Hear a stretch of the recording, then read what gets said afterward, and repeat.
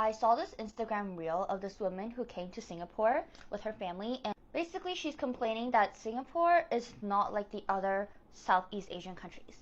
And she goes on and on about, oh, it's so expensive, it's not kid friendly, all of that. And for context, I'm someone who was born and raised in Canada. I also moved to Singapore half a year ago, so I've been living here for half a year.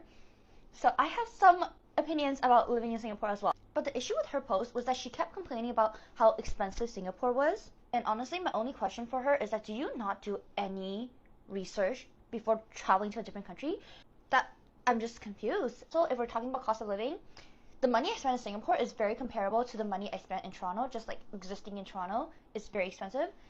Some of her points were valid, okay? She said that some of the malls in Singapore, you have to pay for kids to go into the play areas.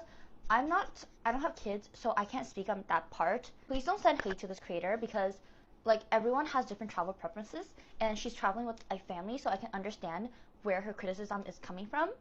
However, I do think if you're going to travel to a country, you should at least have some sort of awareness about the economic situation and also what this country has to offer. And just because this country is neighbors to another country doesn't mean it's going to be the exact same, or it's going to be very similar. You see this crusty dusty powder puff? Look at how I would turn it into brand new. You take the strap, you flip it over, and now this is the side that you're using to hold, and this is the side that you're using to apply. Like brand new. I'm also gonna demonstrate it with my mini KVD Beauty Puff. Look, you just like flip it over. And now the dirty side is not touching your face anymore. You can use the clean side. If you have a round face and you're still contouring under your cheekbone, girl, stop. If you have a round face like me, let me teach you how to actually contour. I'll be demonstrating with a contour stick today, but you can also use powder contour. You're obviously going to want to use a cool toned contour stick. If you have a round face, this is the highest point, right? So you want to contour on top of your cheekbone, because this will essentially slim and create shadows on the highest point of your face. By doing this, you'll give yourself a lifted effect. For the contour on your jaw, you can honestly just make sure you're blending upwards, so like this. And I try not to drag it to where my chin is to prevent it from looking too muddy. Look at the difference, just like from doing one side of my face. This side looks a bit smaller. Again, blend upwards. You can stop here at the cream contour, but if you want your makeup to last, I recommend taking a powder contour. Again, cool toned, just lightly dabbing it and setting the cream contour in place. Just do the same thing on this side. You can also add some to your forehead. And if you have a short neck like I do, you can also put a little bit of powder contour on the neck. But that's it. Contouring from round faces should not make you look like a skeleton. If you want to achieve like a slimmer looking front profile, I hope this tutorial helped you guys.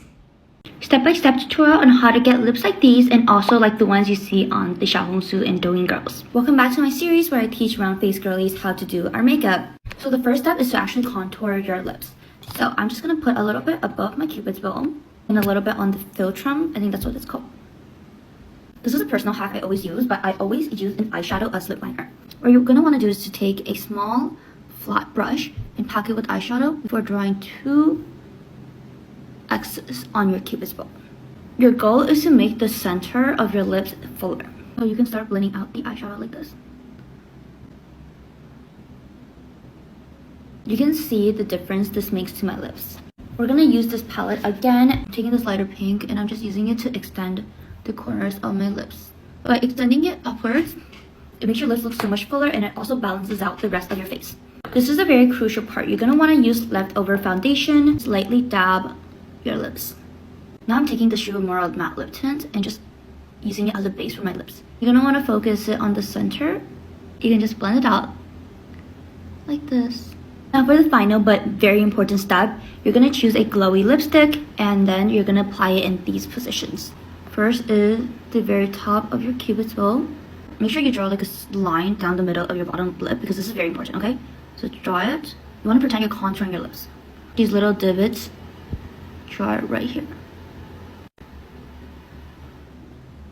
Now you can start blending.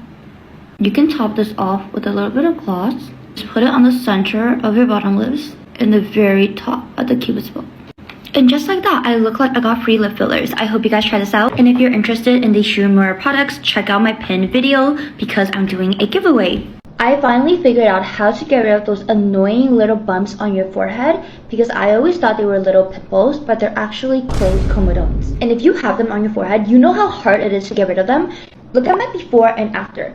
Trust me when I say I've tried so many different products and really the only thing that actually got rid of it was retinol. This retinol is still a form of the original retinol and vitamin A, but this specific ingredient works 11 times faster than the original. This is K-Secret Retinol and Black Ginseng Serum, and this product works by promoting cell turnover. This product gets rid of your clogged pores, and because it's promoting cell turnover, it will also prevent new clogged pores from forming.